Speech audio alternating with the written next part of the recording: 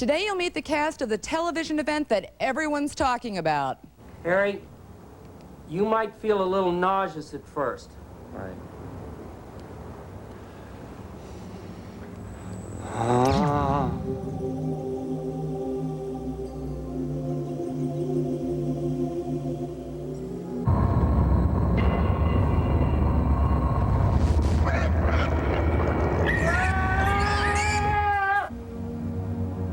Mom? In here, honey. Wild Palms debuted last night on millions of TV screens across the country. The futuristic thriller that's part soap opera and part science fiction. Some predict it'll become the hottest national obsession since the mystery of who killed Laura Palmer. Here to tell us about her role in Wild Palms, please welcome a wonderful actress, Angie Dickinson.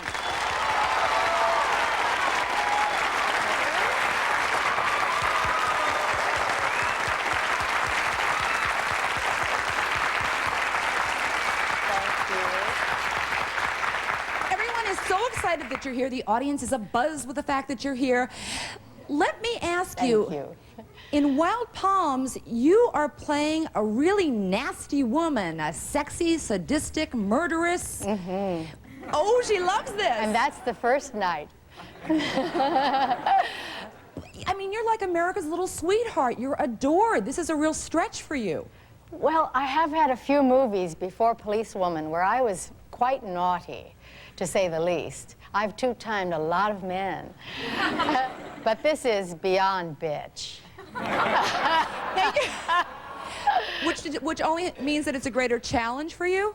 Well, it's not so, well, I guess challenge would be a word. We all, you all know that if you're always playing the bad roles, you must want to play the good roles, and vice versa. Whatever you do a lot, you like to do occasionally the opposite. And so it's nice when you often play the heroine, as I do, playing a female cop, to play a real villain. And as you might have seen already, I'm really bad, but I get worse. You get worse? Yeah, wait till four nights, Stay tuned through Wednesday it ends, actually. This has been compared, you've heard all the comparisons between Wild Palms and Twin Peaks. How do you respond to that? I don't find a comparison at all, other than both are fabulous quality production, and they're just not ordinary. They're not what you see more of, even though I have nothing against conventional a movie of the week if it's good quality. But these are just unique premises and unique stories. That's the only similarity I find to Twin Peaks. Okay, you work with a wonderful cast, including some of the fine actors we're going to be meeting on this broadcast. Yeah. But you also play Dana Delaney's mother. Now, how do you really describe your role within this plot? The clip you're going to see? This is a show you have to stick with, because it deliberately, gradually unfolds. It is soap opera in that regard. Now, wait a minute, is he or is she? So, by this time, Dana is wondering why her boy keeps looking at her oddly. And she knows about the fact that my political faction kidnaps children. And so about this time, she's trying to find out the truth about her son.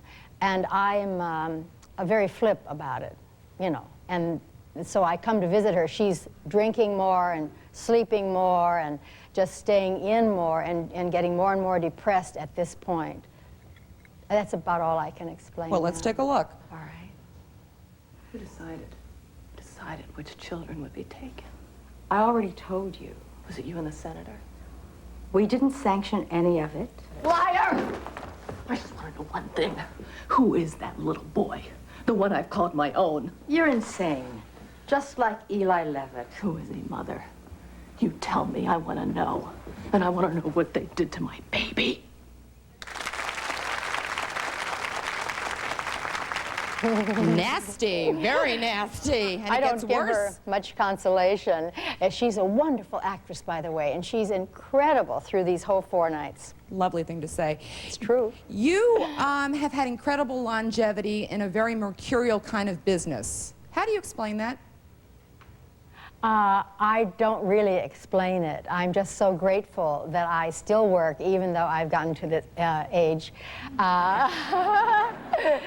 I mean, everybody knows I've been around 100 years, and you know, occasionally there is a role that's wonderful that isn't the leading lady, and she doesn't have to be 30 and in her prime, and hopefully they'll come to me more and more often. I think Policewoman had a lot to do with it, that people like my, what I bring them. What do you think you bring them? I don't know. It's a whole mixture. I don't know. I don't analyze it. I just pray a lot that it keeps up. It certainly has kept up.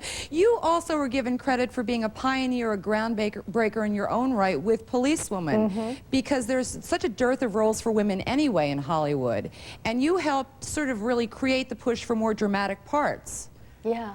Well, it did help. There was no woman starring in an hour dramatic show up until 1974. We had Carol Burnett and Mary Tyler Moore, but no dramatic role. And they weren't so sure mine would succeed because nothing had yet, but it did. And so it was at the beginning of the feminist movement, so it just coincided with it. The whole thing was right together. Women were wanting more women's stories at that time. Let me ask you, because people really do see you as a sex symbol. You're a beautiful woman. Men absolutely love you. My father's very excited that you're on the show today. Been Hi, a long-time Daddy. fan, okay? And yet you are, you know, we all age, and there seems to be fewer roles for women who are aging. And yet you seem very comfortable with the fact that you're going to what? Be playing mothers and possibly even grandmothers? I can't change that. I can't be, as we all would love to be, a certain age. I mean, obviously. So I'm very content to work. I'm very content to still have people who love my work. And a grandmother doesn't even bother me as long as I look all right. I don't care what they call me. Absolutely fantastic. There you go. All right. You sort of burst into the headlines a little bit during the whole Murphy Brown Dan Quayle flap, because it's my understanding you came out on the side of then Vice President Dan Quayle. Well, gee, it wasn't during it. Had they asked me during it, I'd have said the same thing, but I was traveling to my home state of North Dakota, and they asked me a bit about Hollywood, and it was a little after all that flap, and I just said, I think that Hollywood got its dander up, and I think Vice President Quayle was misquoted. Now, you know, we all know he made his flubs, but don't condemn the man for something he didn't do for a change. And he wrote me a letter saying, I hope it doesn't ruin your career that you've said something nice about me. Isn't that great? And so I just feel, you know, just don't misrepresent what people say. And they took it as a slam, and it wasn't. He just said, let's not make single motherhood the best form. In other words, you didn't want to glorify single motherhood. I think that's all he was saying, is don't glorify it. Yes, he was trying to say keep a family if you can, and instead they took it as a direct hit, and I don't think he meant it that way. You've also been in the public eye, as many people know, because of your work on behalf of Alzheimer's research. Yeah. Why is that cause so important to you? Well, it's particularly important to me because my sister, who is only 2 years older than I am, has had it now for 8 years, and it's the most devastating disease, and it's bad enough when it comes when you're older, but something like 7 million Americans have it, and it's a disease that is so difficult to cope with that I feel that the more people who know about it and recognize it when it does come into their families or into their loved one's circle, they'll be able to know about it and therefore be kinder towards the victim. It's a hard thing to go through. It's horrible. Any family illness is. Yes. Switching gears a little bit, you've also had more than your fair share of headlines and attention because you're always linked with these famous guys. Yes! I don't know what it is, you know? Yeah. I don't know. At one point, you said that, you know, your taste in men are as different as your taste in food. Yeah. Don't respond now, okay? Okay. We're going to take a break. We're going to ask you about that. I'm going to meet more of the cast from Wild Palms when we come back. We'll be back.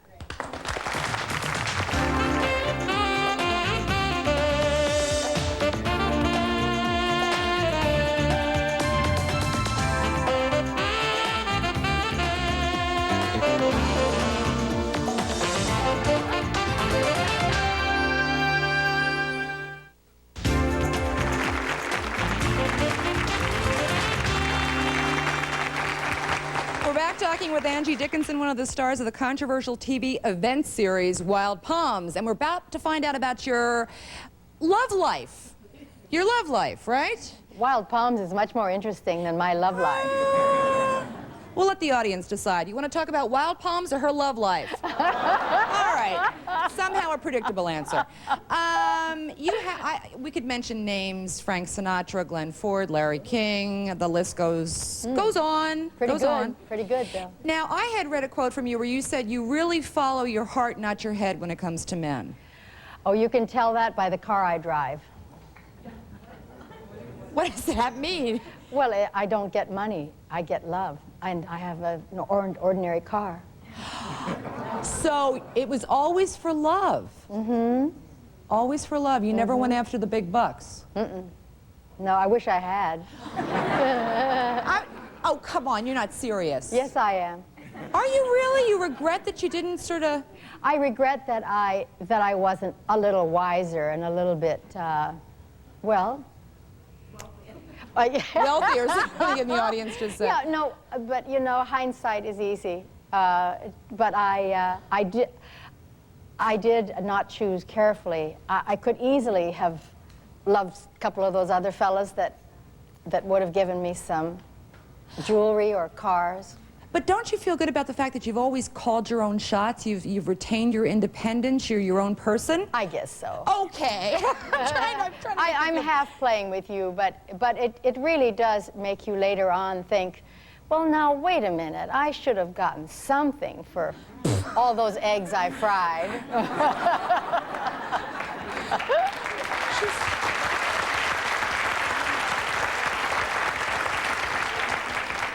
You were married the second time, was it, to composer Burt Bacharach? Mm-hmm. And that marriage didn't last. Why do you think?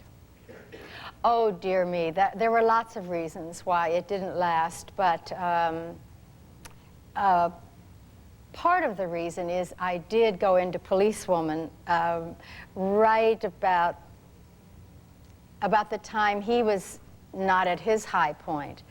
That's deadly. And I was very successful, and he had quite a time getting back on top, and which indeed he did do with some wonderful songs, but that didn't help. And also, I was away at work, he was on the road, and oh, it's all kind of, you know. I know. I'm just the clash of egos, or the clash of people's careers. His was sort of, as you said, faltering, and yours was going great guns. Yeah, and he was a night person, I was a day person, and you know, I have a feeling even without policewoman, we probably wouldn't have lasted, because he's pretty gorgeous, and that's not easy, you know, when they're on the road and you're home baking cookies. Oh, no, wait a minute. Frying eggs, now you're a cookie baker? Is she serious or what? All right, one last question before we go to the audience, because I know they have questions. You have a wonderful daughter, Nikki. Uh-huh. And that's Bert's. He did give me that. Oh, wonderful. What is she studying to do? Nikki is studying geology, and she wants to be a seismologist. She loves the study of earthquakes. Fascinating. And she's drawing A's, so I'm very proud of her. Okay. Questions in the audience? You had one over here. I'm going to start with you. You want to stand up for me? Oh, yes. Let me first say that I'm a tremendous fan of yours. Thank you. And I'm wondering how you feel about the discrepancy that exists between the salaries of actors and actresses. Well, to tell you the truth, I don't know that it does exist, but I read what you read. If you deserve a chunk of the profits, I think you're going to get them. I think Jack Nicholson deserves $85 million a picture. Whatever. What does he get? 4 or 5 million a picture? He deserves it because we go to see him in the pictures. And if you can't promise to draw, then I don't find the difference. But I'm not a feminist, and I am for women, but I'm not against men. Oh! There's a definition of feminist. All right. And it's actually a two-parter. Are men intimidated by your success?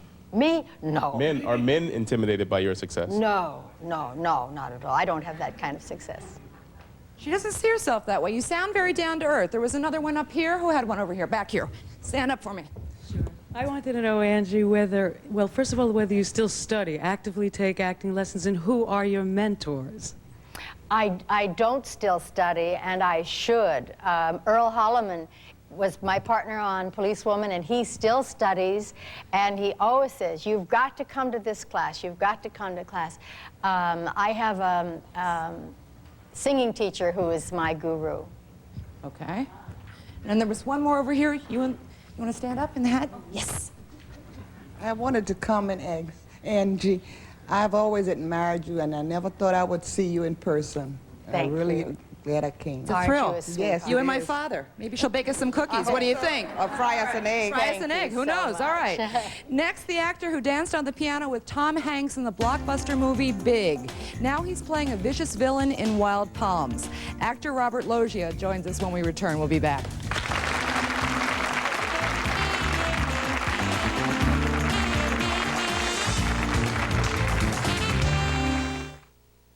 On Tuesday's Jane Whitney. Could this woman be the next David Koresh? Cult experts say yes.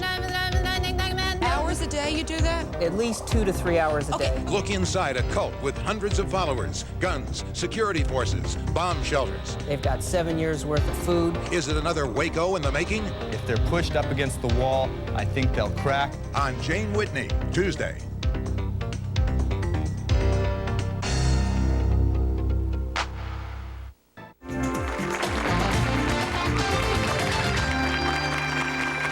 Angie Dickinson has abandoned her policewoman image to play the sexy, sadistic villainess in the TV event series Wild Palms. My next guest plays her evil big brother. Please welcome actor Robert Loggia.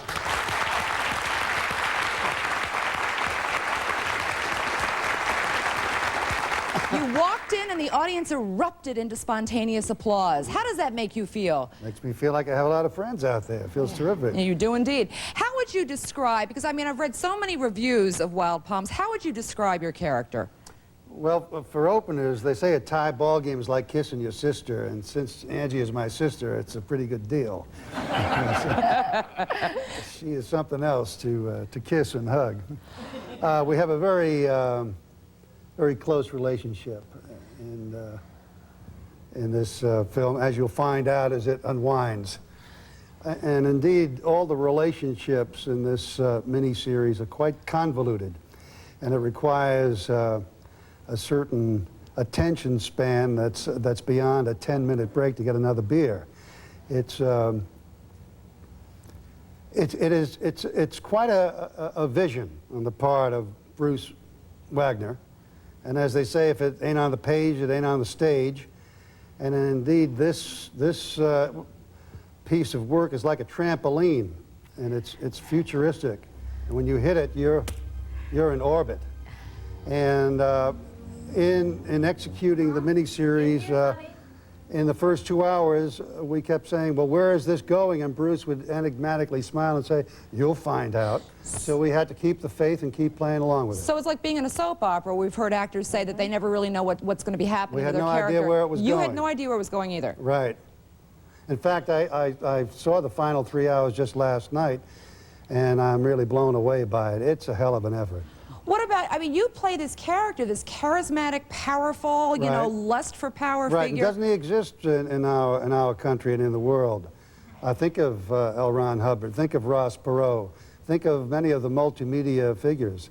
And in terms of religion or powerful figures, whether it's Saddam Hussein or Bill Clinton, you know, these are powerful men who deal with media deal with influencing the public, if not the world, and these are larger-than-life people that exist. It's not something that's dreamed up and saying, well, you have to suspend credibility. It's a very credible character.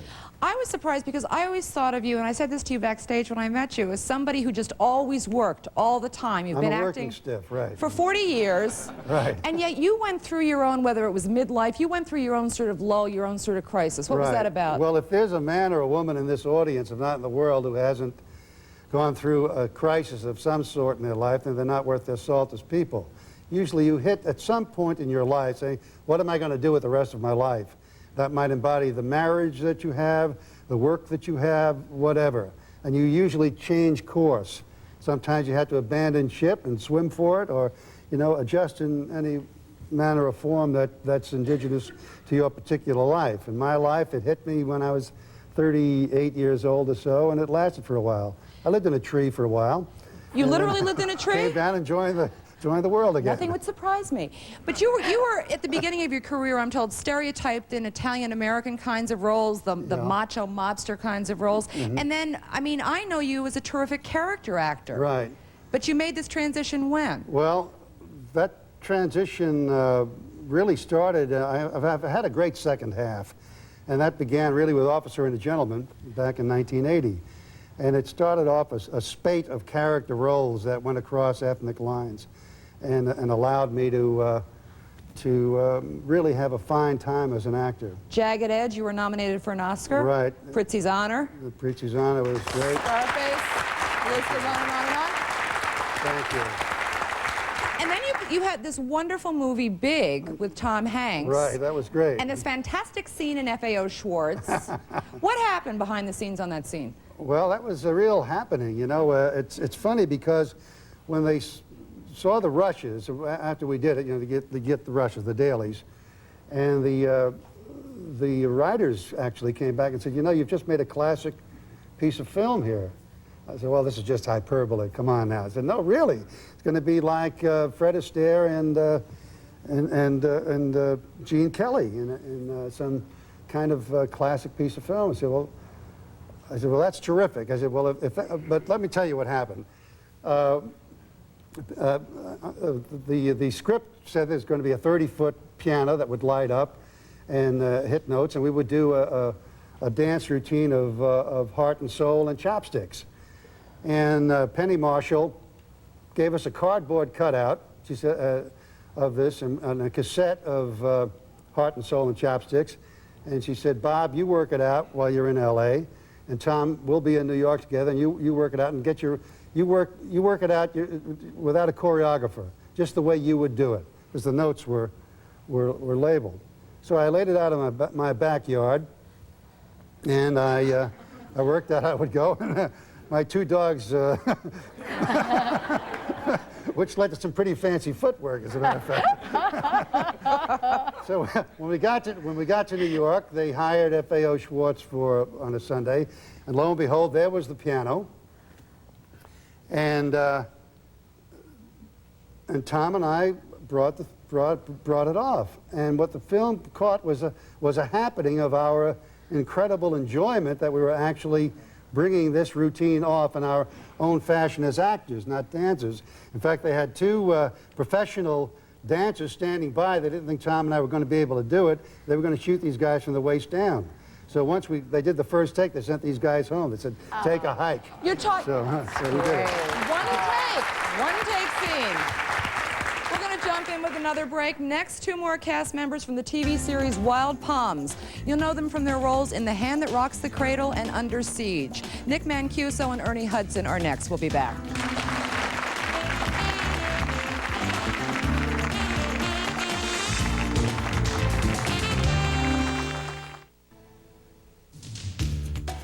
If you're a wife and mother who's happy to stay at home, but your husband is pressuring you to get a job and you resent him for it, please call 1-800-370-2712. We're back with a cast of the much-talked-about TV series Wild Palms that's airing through Wednesday night. You probably recognize Nick Mancuso from his other TV series Stingray and action movies like Under Siege and Rapid Fire. And actor Ernie Hudson created the memorable role of the handyman in the hit movie The Hand That Rocks the Cradle. All right. Ernie, you also did a little ghost busting in your time, in your career. Yeah, I did the 2 Ghostbusters. Now, was there any, once you finished both Ghostbusters, was there any kind of like, you know, this typecasting stuff we hear about, that it was tough to get a dramatic part after that? It was just hard to get a job after that. Oh, come on. You can write your own ticket. No, it was, no, I don't think it was, because it wasn't really a type. Ghostbusters' character was very close to me. So, no, it wasn't a problem that way. I think there was a period, and it always has been whenever I've been involved with something that's really been successful, of a couple of years where things just didn't seem to be happening, and then things really caught on. I did, I think, 8 films in a row, but it took me like 2.5 years to finally get the next film after the first Ghostbusters. So there's always that lull, and then you know. I mean, it's hard to believe after successes, because you've had very successful movies, that you can't just write your own ticket. Are you saying you can? Well, that's what I thought. I mean, I had the pen ready. I was, you know, I mean. But yeah, I guess it's a period. Maybe it's just an adjustment that things are sort of changing. I've been very busy the past year, but after Cradle, it was a while, you know. And what did you think of that role? Was it Solomon in The Hand That Rocks the Cradle? Solomon in The Hand That Rocks the Cradle, yeah. I mean, sometimes you do things that you're always attracted to a project for a certain reason, be it the people involved or the character. But I really like the character of Solomon, and I really, I spent a lot of time with people who were mentally disabled. And they're very loving people. And this was a character who I personally felt very close to. And it was a character that I'd wanted to portray a lot of the qualities that he had. It was interesting that he was handicapped, but I liked him, and hopefully, and I think the audience did too. I run into people who saw it and really liked it. A lot of agreement on that point.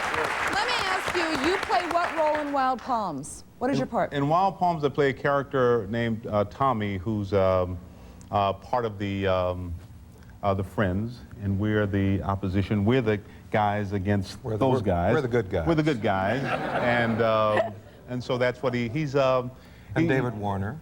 David Warner. Yeah, David. As well. Yeah, is one of us, and he's a businessman. In the beginning, he starts off that way, and then we find that he's involved with Nick and the things that are happening, you know, on that side. And Ernie, aren't you best friend of Jim Belushi? Yeah, and best friends of Jim Belushi. We work on Jim Belushi trying to get him on Very good. Everybody's happy. Now, this was shot in fairly fast order, considering how long it could have taken. I'm told, at least, that you shot it pretty quickly. All television is pretty quick. Yeah. All right. Yeah. Now, did you develop camaraderie with your because you work with a wonderful cast? Did you? I don't know these guys. You don't? No. I think we all had a very good group of people, and. You always say that. Well, no, it was really. I think that this project for me, it was. I think more than maybe the character, the people involved were people I respected a lot, like these people here. I mean, I really have an enormous amount of respect, and I really wanted to be a part of it, and that's why I did it. I think. And you had a wonderful time with Nick? Had a wonderful time with Nick. Nick's great. Well, we worked 2 to 3 days together. I think. But that's you know, actors don't really. We don't really work. We don't work a lot. I mean, if I add up all the days I work, I might work, you know, I mean, 3 weeks out of a year. You know, you've been on a project, but the actual work time is not a lot. All right, well, now, your role was Tully in Wild Palms? Tully Wywood, yeah, this sort of bizarre neo-expressionist artist of the year 2009. I think we need a translation on that. What does that mean? A bizarre neo-expressionist Thank artist. you, all right. He's sort of I liked him because he was kind of as soon as Bruce Wagner told me about the character, and he immediately appealed to me without reading the script. Because there were these parameters in the piece. Like at one point he ends up getting, you know, he gets blinded by this lovely lady, plucks out his eyes, and I thought, as soon as he said that he was going to get his eyes plucked out, I said, I want to play this part. You know? That's what did it, eh? That's a role. That's a role. How often do you get to play a part like that, you know? So Oedipus Rex. Exactly, Oedipus and Medea, and that's the last time I think that. But anyway, so and I liked his tack on things. He's a guy who's searching for a certain kind of freedom. You know, he's not really part of the system. And he sort of rationalizes it because he is a painter, because he's an artist. He's not going to fall into sort of like the mindset that everybody's in. It's like this puritanical society, okay, you know, where everybody's, you know. You're very analytical about all this. Well, I guess so. Were you a psychology major? Yeah. All right, thought so. But I studied little white rats, and the little white rats are very analytical. All right, got it someplace. Should we have a clip of your role? You want to set it up for us? I think this is the scene where, after I've been blinded, I confront Belushi's character, and I try to turn him around. I think this is one, because I was just told about it. So it's in the middle of it. Turn it on. I mean, it'll be great, whatever it is. Yes. They got Deirdre. Left Grace for dead at the old bathhouse. We patched her up like news, so stop worrying. What do you think of the club? Fabulous. The Wilder Zone has its own laws. Cops, stay away. Easy for a blind artist and his fugitive friends to blend in. I know what Grace was going through. I know why she was cracking up. I don't want to sit around anymore. What do you want to do, Harry? Throw Molotovs? Ooh, very spooky. And next, the creator of Wild Palms joins us. Is he tired of his series being compared to Twin Peaks? We'll find out when we come back. We'll be back.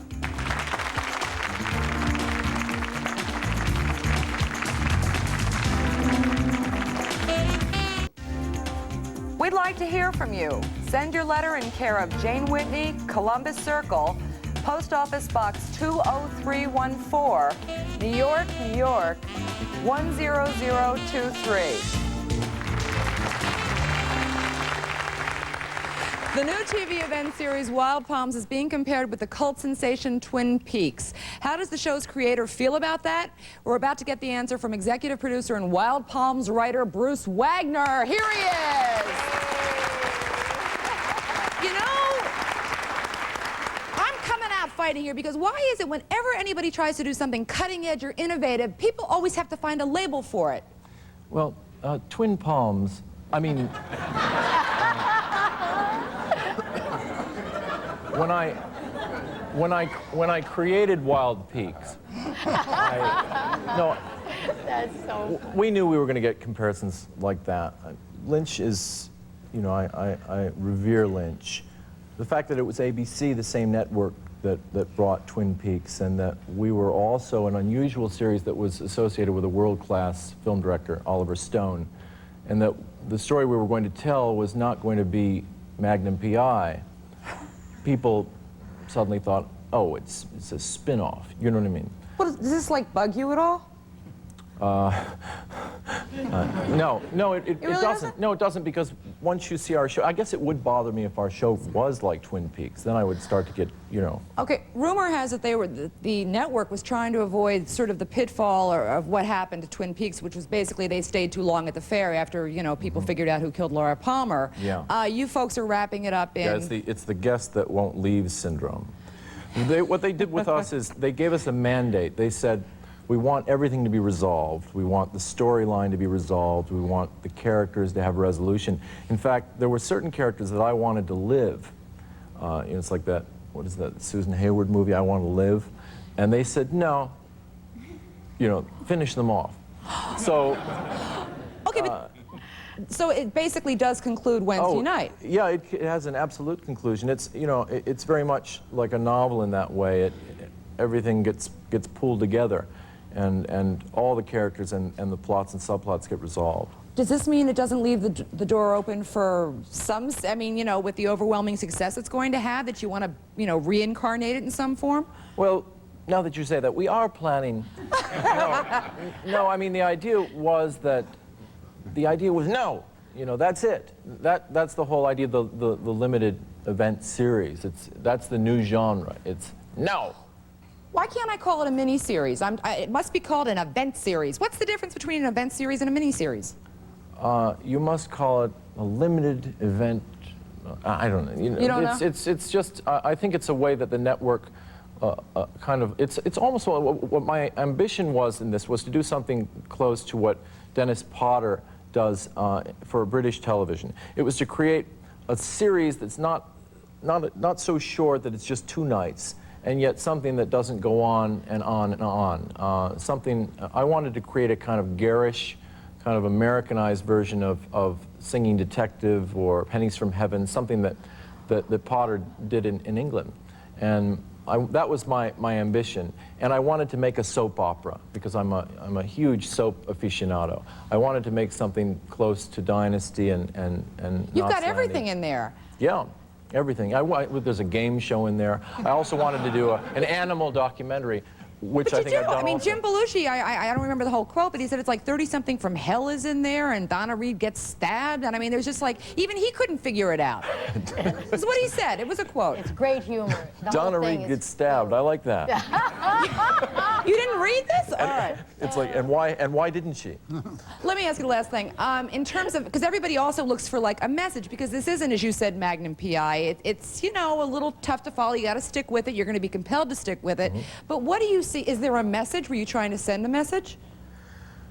No message at all. There we are. Okay, straight from the horse's mouth back here. What did you have over here?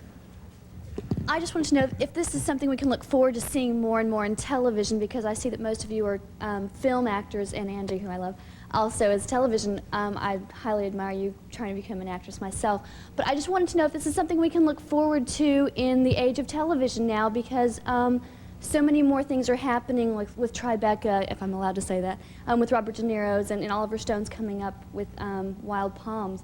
Is this something we can look forward to? Yeah, I mean, with technology now, there's a lot of talk in the press about how there will be 500 channels and fiber optic cables that will come into the home. And in fact, on Wild Palms, we create a sitcom called Church Windows, which is really a crappy sitcom. But it's the first revolutionary show that appears in your living room, just like we are on the stage. We don't do it with special effects. It's holographic television over those cables. I think that directors, it's no coincidence that now feature film directors and feature film actors are moving to television. Francis Coppola recently said that television was the future of film. And I think that all the barriers and the walls are coming down, and that the networks are paying attention to that. Okay. You agree with that, everybody? Who knows? Okay, we'll be back. Another break.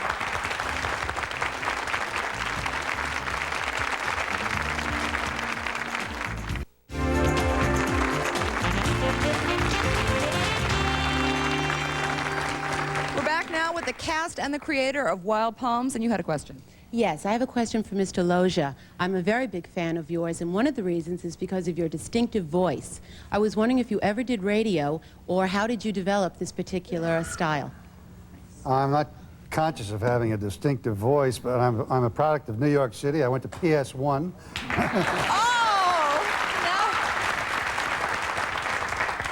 That's the Lower East Side of New York. My parents were immigrant Italians.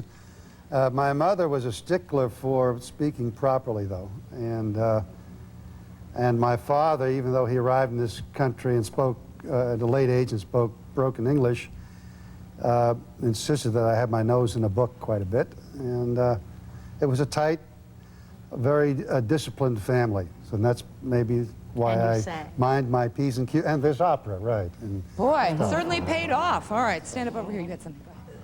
Yes, I would like to ask Ernie, is he married, and if so, does he have any children? Yeah, I'm married. I'm very married. I love being married. I'm so married I can't tell you. And I have 4 sons. I have four sons. You've got 4 sons ranging with this wild, you know, age gap.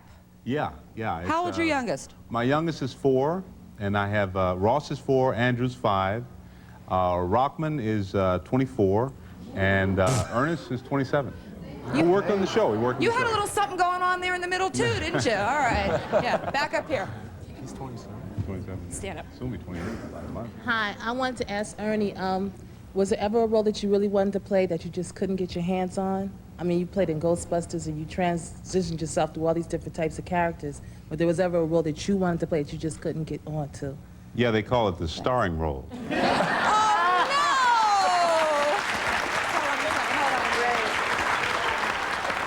I have to tell people, because I think this is so impressive, that you got a full scholarship to the Yale Drama School. Yeah. I spent a lot of time studying, I think. When you decide to do something, I think you want to lay a foundation really strong enough because you want to be around a while. Absolutely. Okay. You want to see? Yes. Nick, I love your show, Stingray, and I don't know what happened to you after that. It turned into Matrix. It still runs, actually. We only shot a total of 24, and they kept playing those 24 over and over again. It's playing in Europe, and there is a chance it might come back, and I'm thinking about it. Okay. So you're missed. You were missed. Hi. I just wanted to know if any one of you have ever done any nude scenes in the movies, and what was it like? Well, yes, I... Look at this little face. Would you have guessed she would have said this? I'm shocked. I did a nude story conference. Obviously, when the cameras weren't rolling. Anybody here ever? I have an interesting anecdote about Officer and a Gentleman. If you recall the first scene in the movie, I'm in the sack with two ladies, and Richard Gere is sitting at the foot of the bed looking at his dirty old man, as it were, in the sack. But we actually shot 2 days in the buff, Richard and I and these two gals, and it was so strong they cut it out of the movie. My God. We'll be back. We'll be back. Hold on. Yeah?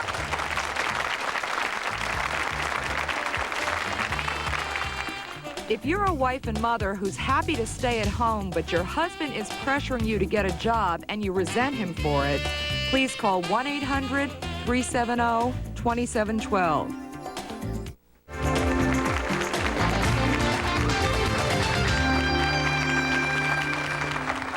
We have about a minute left in this broadcast with the cast and creator of Wild Palms, and I didn't get a reaction from you, Angie, about the nude scenes.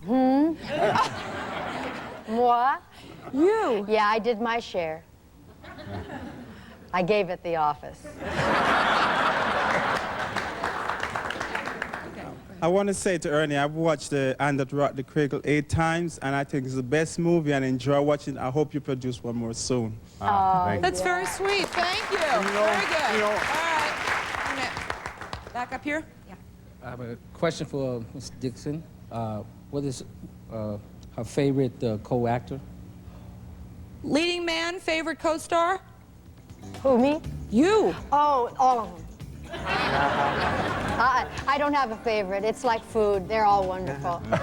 She's such a diplomat on top of all this. It's true, though. Okay, last word here. When's the last word? Back here, stand up, yeah.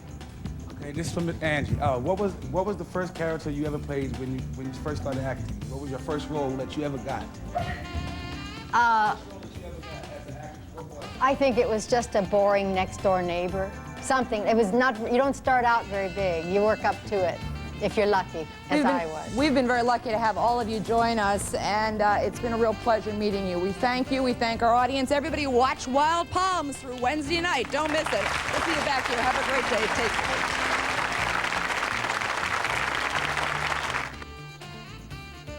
For a transcript of our show, please send $5 along with the program name, subject, and air date to Burrell's Transcripts, Post Office Box 7, Livingston, New Jersey, 07039. For a video cassette, call 1-800-4-VIDEO.